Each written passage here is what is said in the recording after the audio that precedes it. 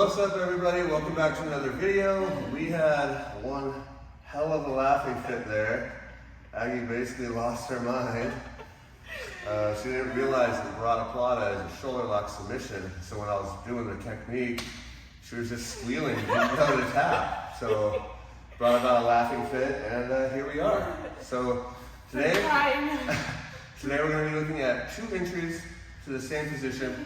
The first entry is going to be a basic triangle entry. Push their hand to their chest, pull their other hand to your chest, trap triangle, and sometimes that hand that you push to their chest is still going to be kind of inside the trap. And a lot of times people will connect their own hands and be trying to pull their arm out, right?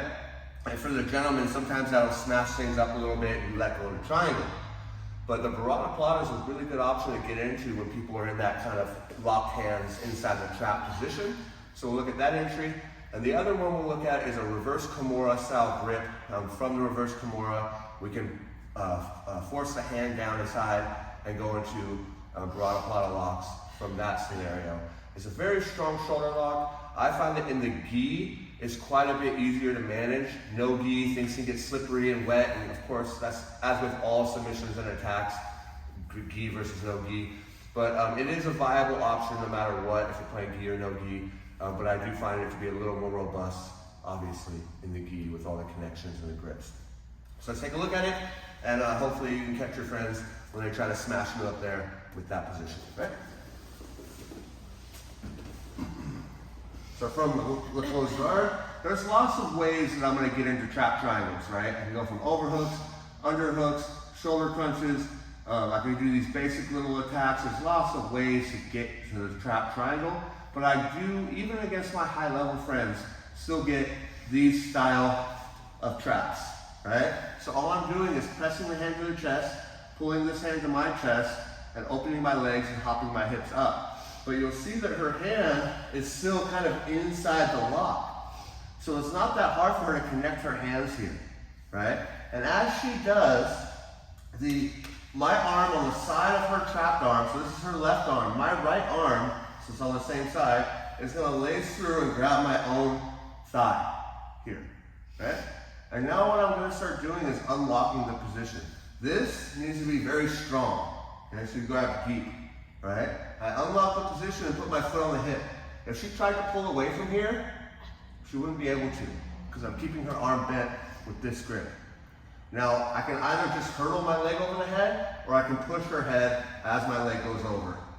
Okay? Most people in her scenario think they can pass this way, but her going this direction is actually going to break her, right? So I welcome that, okay? So now what I'm going to do is push off the hip and start bringing my left ear towards her knee as I scoop her knee here. And I create a really strong shoulder lock Kimura style motion right there, right? It's really locking the shoulder. And her hand is really stuck inside the line of my hips here. She's not going to be able to pull her hand out very easily because I'm tightening everything in together, trying to pull her hand out. It's just really hard, and I'm finishing right there, right? So really, really strong lock, okay? So if you get into your trap triangle and people connect their hands and they start trying to smash you there or pull their hand out, this is a really good option to get into, okay? Another way I like to enter this motion is we're playing in the guard and I go right hand to right wrist, pull it across and start playing my reverse Kimura. And now from here I can just open my legs and throw it up over the top, and you see I already have her hand stuffed down between my legs, right? And now again, right arm, left arm, I grab my hip.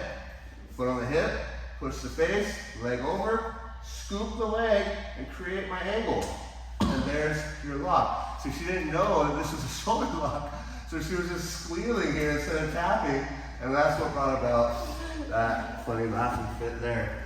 But yeah, it's a very, very, very powerful, super robust, exceptionally viable lock. And you'll break a lot of people there, or at least get good finishes, as long as you can find your proper angle and your good grip on the arm. Okay, so this can come again from a trap triangle scenario, a reverse Kimura scenario, anything where you can stuff the hand down between your legs and you still have good control of the elbow. The control is always going to be left against right and right against left.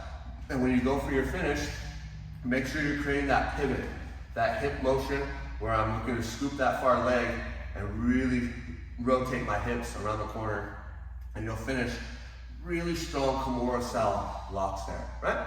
So yeah, give it a try. Let me know how it goes. Again, I'm Andrew, this is Aggie. We're here at Nexus Jiu-Jitsu in Folsom.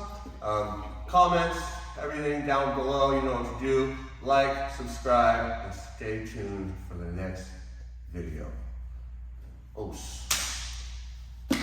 I'm surprised how quickly